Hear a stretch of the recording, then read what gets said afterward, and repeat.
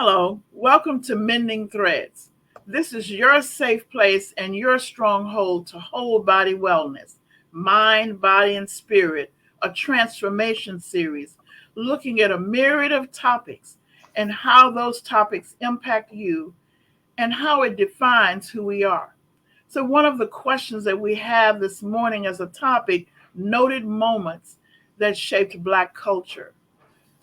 One of the main topics we have that we're going to have with our that we're going to introduce today with Doc Oswald Walker. He's the associate editor of the Defender Network. He is awesome in the community, well versed on culture. He's a professor. He's taught African American culture and history. He's also a pastor at the Shrine of the Black Madonna, associate pastor there, and he's just knowledgeable, and so I call him Doc Walker. We have Miss Tanya Mitchell, who is a psychiatric nurse practitioner by training. She's interning with us, and please welcome her because she has a lot of knowledge and information as to how to bridge things that we encounter, our stress and medical with our culture and how we habit ourselves. What do we do in our lives and mental health? Okay, so I just want to welcome you to the Women's Resource Center this morning, the Imani Faith Health Initiative. If you hear something, that's my cat, and he wants to be a part of the situation this morning. Okay, so thank you. So I just want to have this question. I'm getting calls because they're looking at something on Facebook, those that have time. They're looking on Facebook, they're in the media, and now I have young people and older people asking questions about now they're beginning to understand that there are a lot of things that impacted us as African Americans, and that we cannot move forward into a culture bridge with other cultures until we can fully understand how we are and who are we.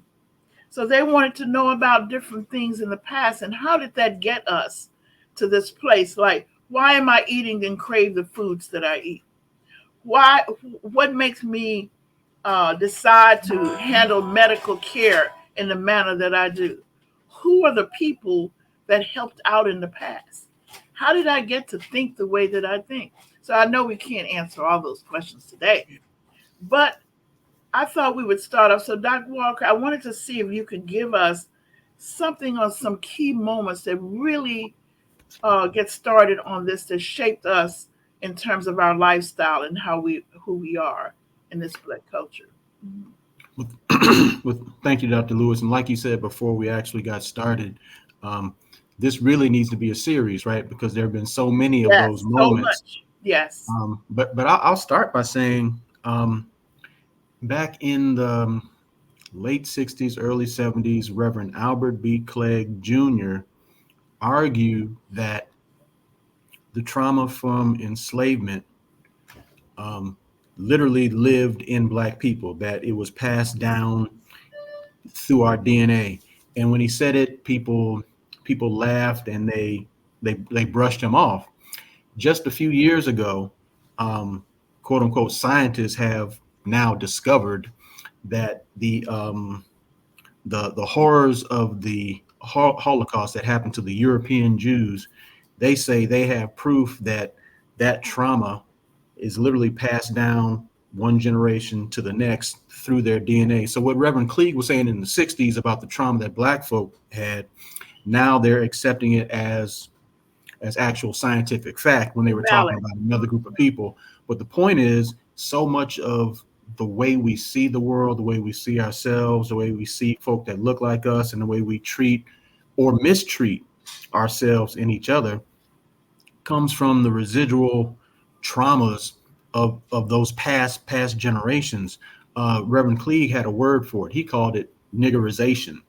Uh, Dr. Naeem Akbar calls it internalized depression. Dr. Joy Leary DeJour, she calls it post-traumatic slavery syndrome, I believe. But they're all talking about the contemporary effects of things that happened to our ancestors. And so that kind of undergirds so much of what we do. Why can't we work with each other? Why can't we trust one another? Why do we have issues with accepting leadership from a person that looks just like us? We have so much of that residual baggage that we're carrying around. Mm-hmm. And that's why it's so important, the work that you do, that we seek this whole mind, body, spirit healing so that we can love the person that we see when we're looking in the mirror, because then we can bring more love and respect to others that look like us that we deal with every single day. And you do. And so I wanted to see what Miss Mitchell had to say about the topic and what was she thinking. I saw her eyes and her facial expression when you were speaking.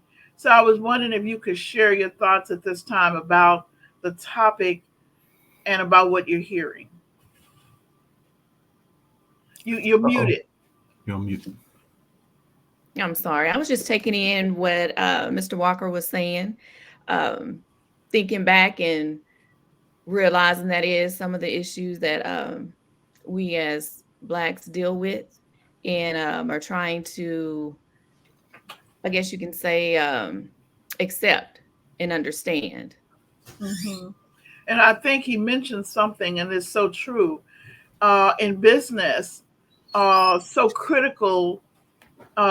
Someone asked, "How come we're so critical of each other? What is all of that about?" And I said, "Well, you need to go and ask the person that your great great grandfather worked for. You see, at that particular time, and they thought that I was being facetious, but I really meant that it came from a long time ago. You see." And so I think that Doc Walker kind of mentioned, and I think we can get into that, the billboards, what is all of that about? They tell me that back in when the cotton industry, stopped, say the cotton industry was no longer because Eli Whitney came up with the machine and whatever, that Mm-hmm. all of a sudden at that particular time, the person that looked more like the master, particularly the old master, took on high priority at that time because now they were looking for people who to do work that were not going to be in the fields. Okay, and then so now the machines are taking over what persons had. Now I'm throwing this out there because this is something that was in a discussion, um, and that was a time when the thoughts of distrust and the thoughts of favoritism blossomed even more. Well, even before that, though, I mean, the whole process of the enslavement of human beings from Africa, which is why I don't call them slaves, because that denotes this idea that that's what they were born to do and be. But taking those human beings from Africa and bringing them over here, um, and trying to condition them to accept enslavement was a process. But one of the main parts of that process was to break us of this Ubuntu, I am because we are spirit. African people as a whole traditionally have been very communal, community based. Um, we have the saying, there's no you without me, there's no me without you. We don't even see our relationship with God separate from our relationship with our sisters and brothers. And of course, there's the Bible scripture that says the same thing. How can you love God whom you can't see if you don't even love those folk you see every single day? But that's how we roll throughout history, in connection. But breaking that connection was foundational to folks' attempts to get us to submit to enslavement. And we never fully submitted, but those attempts continued and they still haven't stopped. And so it was, we were literally trained and conditioned to tell on each other. Like for example, teaching the enslaved that Massa was quote unquote God's representative on earth, and so whatever Massa says do, you do. And if anyone is being defiant to Master, it is your duty to God to tell on that person. So we were being oriented to look out for the negative in each other, to try to undercut each other, to distrust each other, and to seek the approval of folk outside of our own family, of our own community. And you're talking about, I mean, you're a social scientist. You already know they say it only takes 21 days to embed and accept a new habit. Well, we're not talking about 21 days, 21 months, 21 years. We're talking about 246 years of enslavement, and not even talking about the hundreds of years after that. But we've been conditioned to distrust each other and to undermine each other. So that's where it comes from. The amazing thing is how much love we've been able to show for each other in spite of all that, how much we've been able to work together in spite of all that, but it still lies deeply within us all. And it's something that we've got to constantly and consciously fight against. And please forgive me for taking up all your time. I don't mean to be talking. No, I'm thinking that what you're saying is, and I want to see, because Miss Mitchell is a little younger, I'm going to say, than you, and much younger than myself. Younger. Okay, so there's a whole different frame of reference about things. But, so I'm thinking of how when we open our mouths, how we express the words that we express about other people. For example, when the news comes on, automatically, if the news report says that somebody did something and they look to see that it's African American, automatically, before they get any information, it's a negative connotation. And not only from any other groups of people, it is also from us as African Americans, because we have been taught that the system has to be right. Yeah. You see, even when we know and we see something, we still believe that the system, and in a way it's a good thing, and we didn't talk about that, because if you believe that the system is a good thing, but automatically they see us, if they say that somebody did this, they automatically see that the system is correct and this person should be in jail. You see, before they even find out. But if the same situation occurs, now I'm going to say that's primarily recently I've prayed with African Americans and Latinos or Hispanics. I've heard that comment often.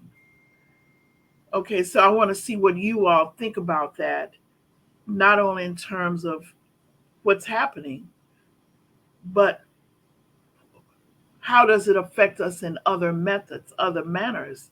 You see, psychiatrically, our mental health, our health, that thought about the system, that thought about not being in control, you see, but going along with the control. I'm just throwing it out there.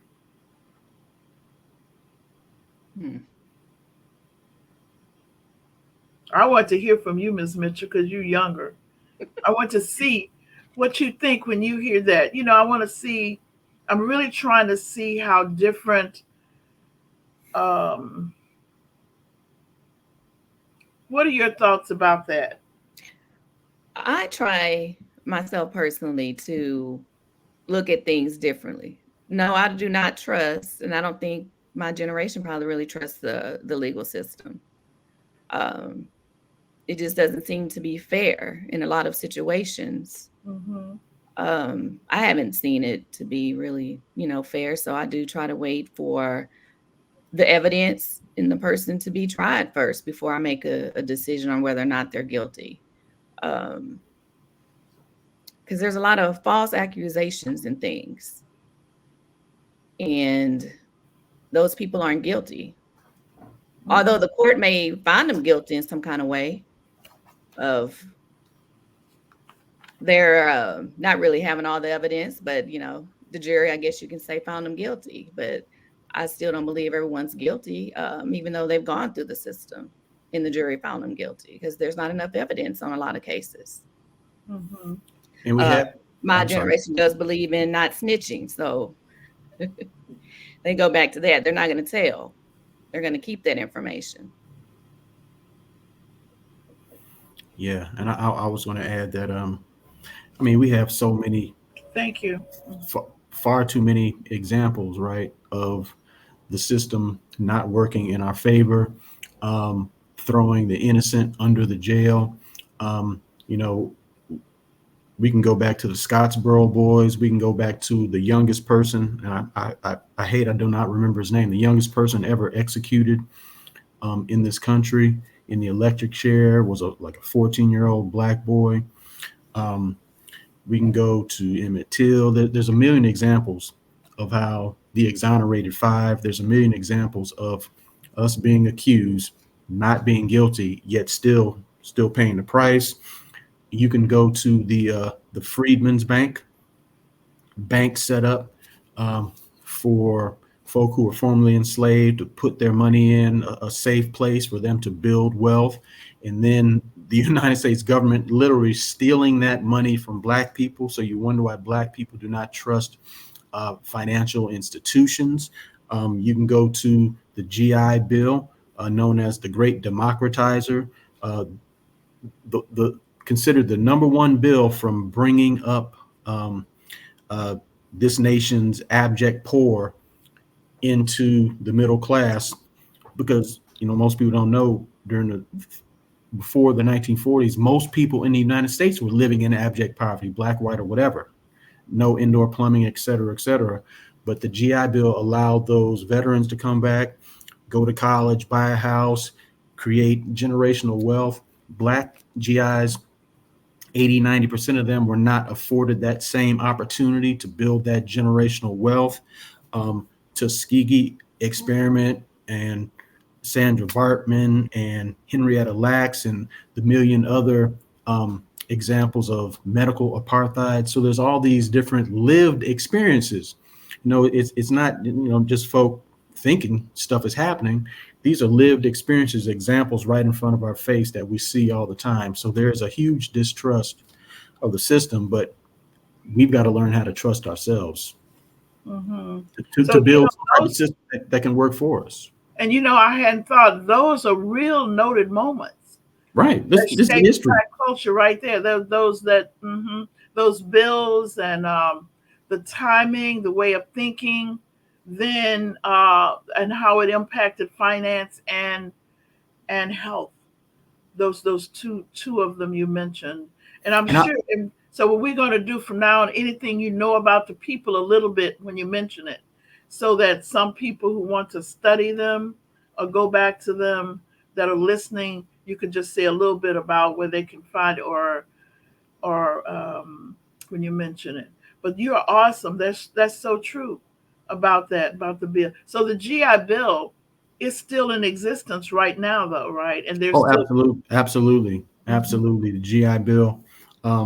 But think about all those black soldiers, black veterans, men and brothers and sisters who served in the armed forces, who were not able to build that generational wealth. It just compounds over time, and all the wealth that we lost from that. But on the flip side of that, you have those, because you started the conversation talking about what are those moments that just really made a difference with us.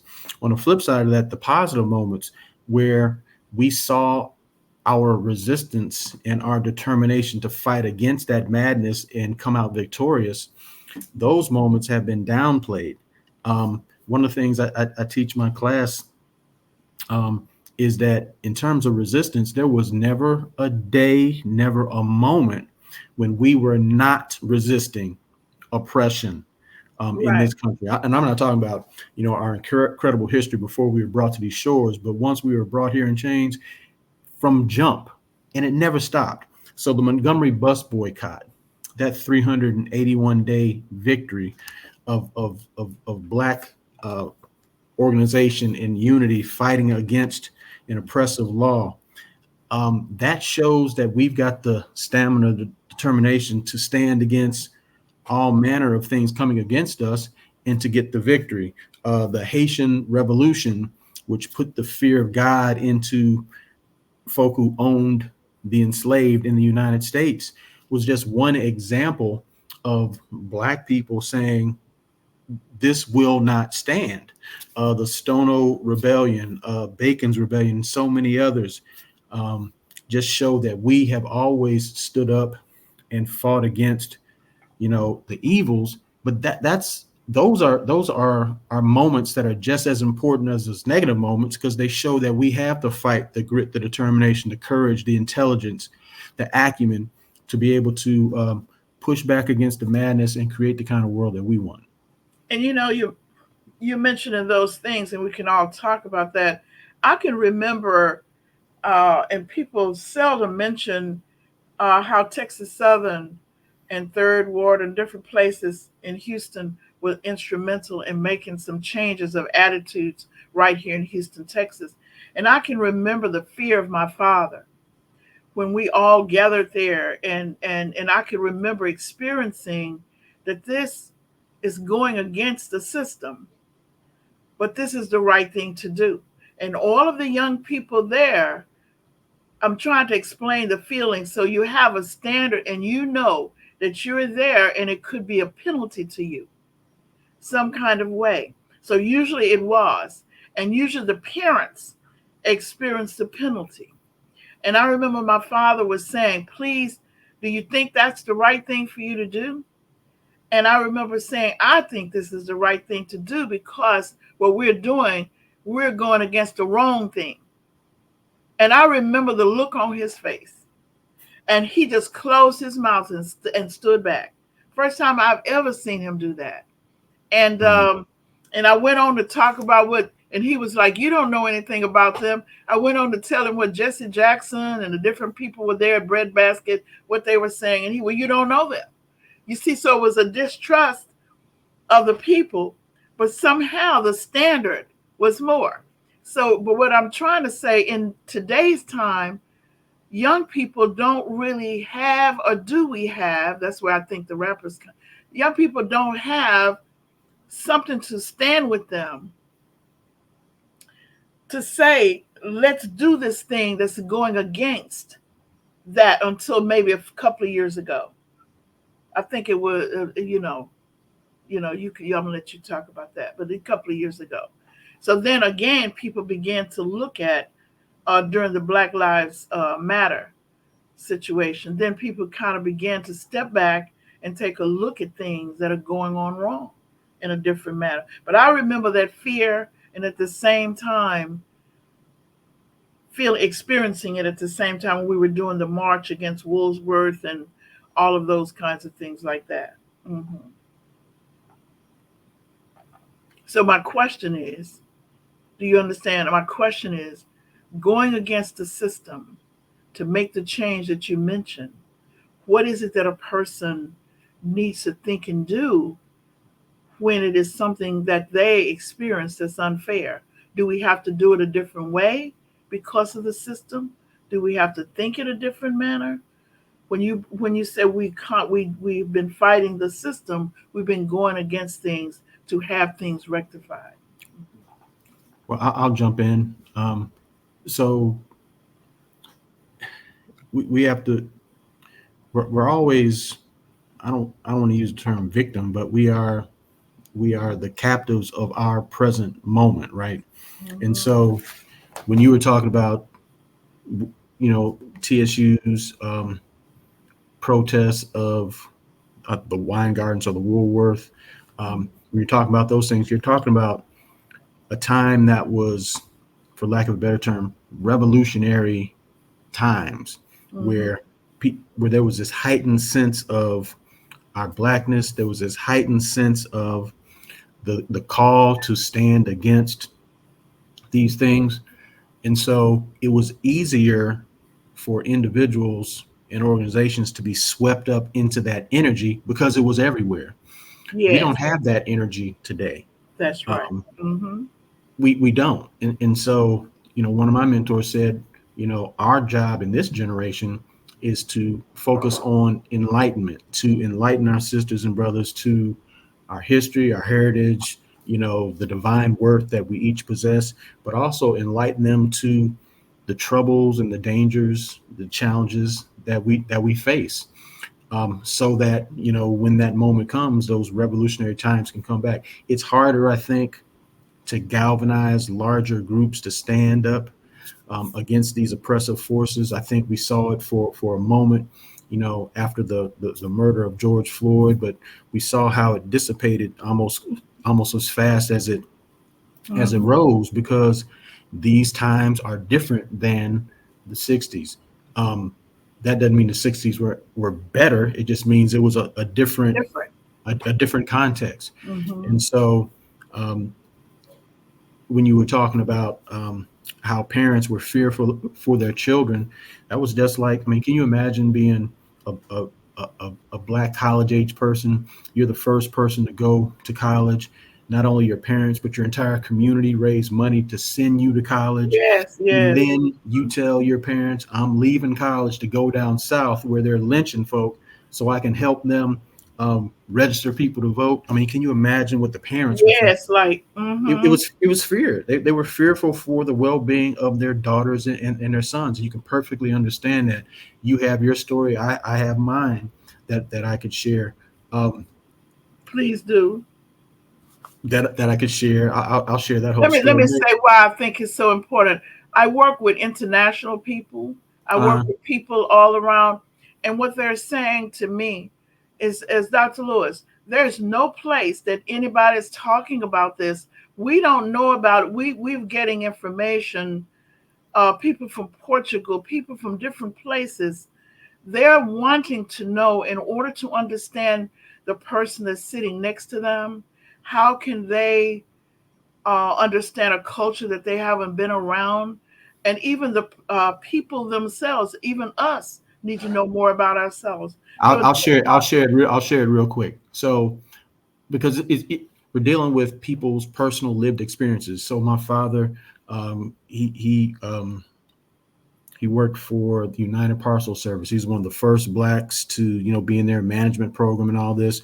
And so the black folk at the job, they noticed discrimination going on, and so they're talking and saying, okay, we're going at this time, we're going to stand up, we're going to lift up our voices.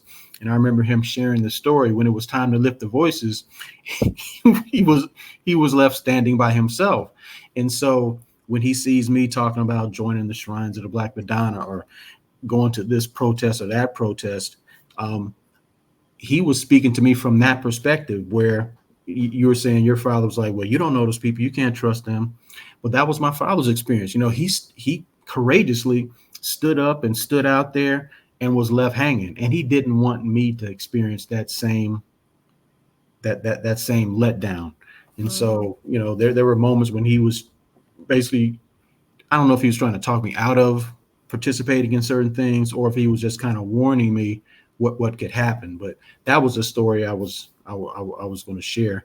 But we have a saying in our church that the revolutionary Holy Spirit of God is born anew in each generation. So God's voice is speaking to us whether we're living in revolutionary times or not so revolutionary times. Mhm. And it's our job to enlighten people, or to push them, um, to allow them to hear that call for themselves. And then it's their responsibility to do with that call what they want, to answer the call or not. I like that what you're saying, enlighten. Be able to allow them to engage in thinking and learn how to critically think pros and cons, how to really think about something rather than being persuaded. I think that's where our teaching, even when we look at noted moments about voting or whatever, that way, now we're able to look at being enlightened about how to choose, how to decide on someone that you want to lead, and how to lead yourself, you see, in that manner. So I wanted to, so I know that at your church, that they have some, they had, this was years ago, I don't know if you still have it, they had groups that would discuss critical thinking. Yeah, we had a small, um, our whole churches founded on like small group ministries. Like Jesus had a small group. It was Jesus and his disciples. That whole small group ministry. In fact, small group ministries, at least a few years ago, was one of the fastest growing phenomenon in churches, because you recognize you go into some big mega church where you're not going to know people like you knew them in the church you grew up in. But a small group ministry will allow you to have those intimate personal relationships where you can, you trust the people in the circle, and you can share things, you can get things off your chest, and it allows you to grow in ways that you wouldn't if you just go to a worship service and then leave out not talking to anybody. So in our churches in Detroit, Atlanta, South Carolina, we still have those groups. We have them. We have some here in Houston, but we've got some work to do to fully resurrect them. But they're critically important. And the beautiful thing I see is I see that same style of small group activity happening inside or outside of churches, just in the community, almost organically. In different places, like the Elders Yes. Institute of Wisdom at Shape Community Center. Yes. That's one example. Some of the groups that they have at NBUF, other examples. Seha, they have small groups that do things as well. But I'm curious to hear from Dr. Mitchell, her particular experiences with this, or with some of the other things that you've been saying, Dr. Lewis. Yes. Especially around mental health and health, and to see what she notices about. I just want to get her perspective from people around her and what you've experienced. So, as far as mental health, you have a lot of people that don't want to acknowledge they're having a problem, an issue, especially within, I would say, the Black community. There are more now that are coming forward and asking for help, seeking help, or even trying to figure out what's wrong with them. Um, Even parents coming, bringing their children in, wanting to seek help. They're not really sure what's the child is, I guess you can say, what they don't know really what to call the diagnosis. So a lot of them may come in and just say ADHD, Mm-hmm. but that may not be the issue. Once you evaluate the kid and test them, they having some other behavioral problems. It can stem from trauma that they've had within their household. Siblings may be taken away in foster care, um, just a breakup in the home environment. And so that's one of the main focus that I'm kind of dealing with now, is getting people to acknowledge that they are having mental health issues and how to address it, and that there is help for them. And as you were saying, as a whole, with the wellness, it's a whole. Their blood pressure, their eating, the exercising, the stress that they're having in their life, that all plays a part into their mental health. And sleep. Sleep is a big thing too. Sleep is very important. If you're not getting your sleep, you can't really function well. Mm-hmm. Mm-hmm. And And I think what you're saying, can you say a little bit more about that in terms of people that come to you, in terms of not wanting to seek help, what that really means to them, or what does it seem to be related to? um, I guess embarrassment, letting other people know that they are having an issue, and it depending on what the mental health diagnosis is, it can be more of a stigmatism than others. Anxiety may not be a big deal. It's okay, for them to let others know they have anxiety. But if you're going in saying that you're schizophrenic, people are going to look at you different and call you crazy. Mm-hmm. And so they don't want to be called crazy. Once they're called crazy, that kind of dampens them as far as getting that treatment, taking the medication like they need to. They may take it at the beginning, but they're not going to continue to take it because they don't have the support from their family. Mm-hmm. Mm-hmm. And So, how the community can interpret it I can't remember the guy's name, Miss Mitchell or Doc Walker. Maybe you all can. He was one of the earlier presidents of the Black Psychologists Association. I know his first name was Bobby, if I'm not mistaken. But he lived in California. He said that at that time he was looking at schizophrenia as a trauma of being through a situation that affected you neurologically because of that experience. And that in African Americans, that experience separated us in terms of living in two and having to accommodate to two different cultures, responding simultaneously to unspoken nuances in the community about who we are. Okay, and then that would then, whenever you're in a family that way, whenever you're in the world that way, or whatever, you then develop two personalities or two illnesses, two stresses, two overwhelming illnesses that responds to trouble, crises, or whatever. Because now you got to simultaneously think about what to do in both worlds or more than one world. You see, now that was how he described that, and that the shame came because you could not navigate the new system or the system. That he was just sharing that that's how it originally came. That was his discernment there. Okay, so I just wanted to see what you think about mental health diagnosis or the shame of there were situations that occurred in our history about health and mental health, how people got diagnosed. So I'm gonna just throw it out there to look at those moments that shaped the manner in which we perceived stress or health problems. Mhm. Well, I'm going to defer to Dr. Mitchell. I'm not a doctor yet. Have a ways to go for that one. So I'm sorry. What are you asking? I'm really looking at where this shame comes from, where I was just giving you one person, one doctor that spoke about it, one psychologist that spoke about it years ago, and say you could monitor a person's diagnosis, and that we tend to have and receive more serious diagnosis as African Americans than others for the same behaviors. But that there is a shame around that because we expect to be a good African American, that it wouldn't take you off balance Mm-hmm. to live in two worlds. Mm-hmm. That unconscious, unspoken terms. Mm-hmm. The shame comes from how we're treated. Once you get that diagnosis, that's where that shame is coming from. Mm-hmm.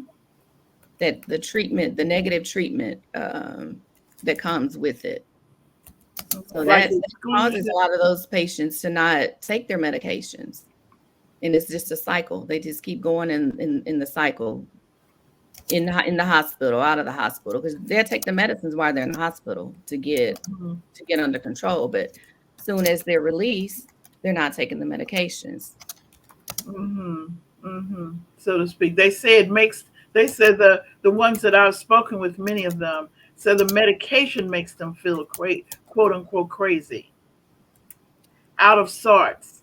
It can, until they get used to it or until you find the right medication. The It's dosage you trial and need. error. It's a Mm-hmm. lot of trial and error in getting that patient on the right medication, the right dosage, controlling the side effects from that medication, controlling the side effects. Because sometimes, I mean, they just have to be on it. You just have to give them another medication to control that side effect. Mm-hmm. Yeah. Mm-hmm. Mm-hmm. Well, that's so true. I find that is so. I try not to give a diagnosis verbally to them. I try to describe the behaviors. Mm-hmm. Okay, and so that's something that they can learn to handle and learn what to do if they describe the behaviors and the impact with them. But once you give them a diagnosis, then psychologically we try to fit into that name or to that diagnosis. But if they look at what they have to overcome as opposed, then I see that people kind of make more growth and accept things in that manner. That's just been my personal and professional experience in my corner. But I wanted to see what Doc Walker would say about um, the medical experience, the medical shaping of our attitudes. Like what in history that it seems that I remember that it was something that when you wanted to get rid of somebody, that they could say that that person was crazy. Oh, I remember something. If you were running away, if you were a slave, I remember reading this, and you were running away from slavery, automatically they would give you a diagnosis of losing your mind or something, and they Yeah, would it was called start. drapetomania. They Yeah. actually had a clinical term for it, because from their perspective, you had to be crazy to run away from enslavement. This is what God ordained. What would lead you to try to find freedom? Um, and you had that diagnoses, you had other diagnoses, but you also had pseudosciences that were created to. You just said that sometimes patients, if they hear a diagnosis, they then almost live up to that diagnosis. Hmm. Well, you had pseudoscientists that were created to basically produce so-called evidence to live up to the declaration of black inferiority. So you had all these sciences. One of the sciences was, I don't remember the name of this one, but it studied the shape of The skulls, head, shape of the head, and all phrenology, that. phrenology. Right, right. Hmm. And it was supposed to give scientific proof that Africans were inferior. The whole drapetomania was another example. Um, and so we have these experiences with healthcare providers. We also have the experience. It was Malcolm X's experience, and he was not alone. His mother and father were members of Marcus Garvey's organization, the Universal Negro Improvement Association. So they're pushing back and they're fighting against the Klan and other oppressive forces. Then Malcolm's father gets murdered, and then the insurance company refuses um, to pay the insurance claim, which only added to the stress of Malcolm's mother, who eventually had to be institutionalized. And so Malcolm and his sisters and brothers were sent, some to other relatives, others to foster families. But we have those types of experiences, seeing families literally shattered, because someone was institutionalized. Um, and so all this plays a part in our view of um, mental health, or mental challenges, um, and it leaves a lot of Black folk not even wanting to talk about it, not even wanting to have the conversations, and it leaves a lot of people, when we see someone that's stressed or struggling, um, even trying to talk them away from Hmm. seeking the professional help that they need and that they can get from therapists. Just pray about it, just do this, just do that, and that's doing damage to us as well. But we come with all that baggage that's going around in our head, and conscious and subconscious thoughts, um, that's kind of ordering our steps to do either take positive steps, or to take steps that aren't in our best interests. And then there's another theme that's prevalent is that it's your fault because you have a demon that's trying to get out. So now the demonizing the mental health has really kept a lot of people away, particularly in faith-based communities, because But they. like soon to be Dr. Mitchell's already said, we see the change in the attitudes. We see more and more Black people open to seeking therapy, seeking the help that Yes, they need. and knowing what questions now to ask. Mm. Mhm. I think is really the more knowledgeable that we become, then we know to question the demon mentality. We know to question those things. And so that's why parenting, I think some of the moments that we need to look at in terms of shaping is how all of this really brought the families closer together. Even though people were separated or whatever, it was still the family focus. It was still trying to come back together as a family, as thinking that if we could be together as a family, we could really heal. That was like a healing force, you see, to think about it. And I think parenting toward the family focus helps people to really look at that, you see. So I'm going to throw out a question. If that is so, then what are some of the moments in Black culture how can we take those moments and turn it around for individuals or families so that they could take it away today and know how to use um, those culture points in building? Well, I would say I don't think there's any one moment or moments that we need to focus on over any other, but I would say there are themes that arise from those moments. Whether you're talking about the Million Man March, you're talking about the March on Washington for jobs and freedom, you're talking about the Black Lives Matter movement that went global, um, the election of President Barack Obama, seeing a brother and that beautiful black family enter into the White House, uh, the courageous struggles of the civil rights and the Black Power movements, the Harlem Renaissance slash New Negro movement of the 1920s, um, uh, right out of enslavement, black um, productive, powerful black economic centers like Black Wall Street and Elaine, Arkansas, and Seneca Village in New York and other places. The commonality there is one, black people recognizing that I need you, you need me, we need each other. That's one theme that we could take from that. The other theme is we have the power, the know-how, and the intelligence to do for self, and no one is coming to save us. It's on us to do the work ourselves. One of my mentors who passed away just last year, former council member Ada Edwards. Yeah. Um, I don't know if she originated this saying, but she would say it often. She said, "Pray like it's all on God, but work like it's all on you." Yes. And so I think we have to have that kind of approach, like praying, God, we need you, we need you, we need you. But God needs our hands to build. God needs our voice to speak. And so, it's allowing God to work her wonders through us that we can get some stuff done because we've seen it. We've seen the miracles um, that we've been able to work. We are literally living, walking, breathing miracles with all that the world has thrown at us, even though we're the ones to give the world religion, art, science, civilization, with all that the world has thrown at us. We Mm-mm. couldn't even be here, and yet we are still standing and still we rise. So we have a story to tell. So can we thank you for leaving us with that. That's a good one. And so, Ms. Mitchell, in the medical profession, how can we take?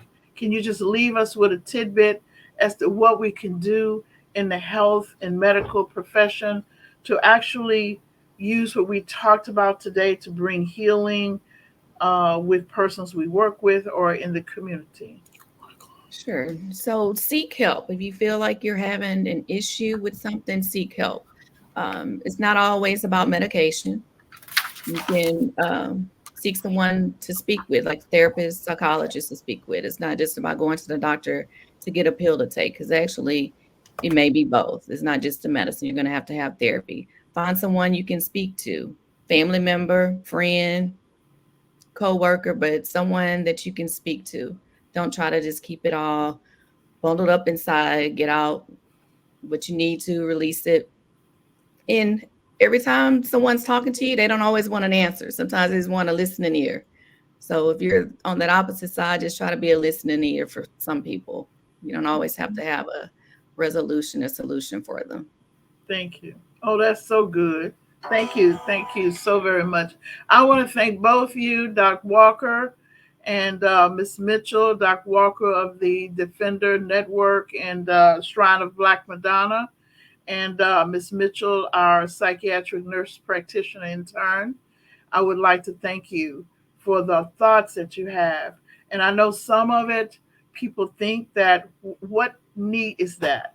But someone did bring it to the attention that, look, what you're talking about is helping to heal relations. It's helping to heal what people think about from a stress when they're faced with stress, how to handle it a little bit differently. So I want to thank both of you for being here today. I want to invite our Facebook friends and others to actually go to our website, wrc-houston.com. You'll see that it's being changed, added information.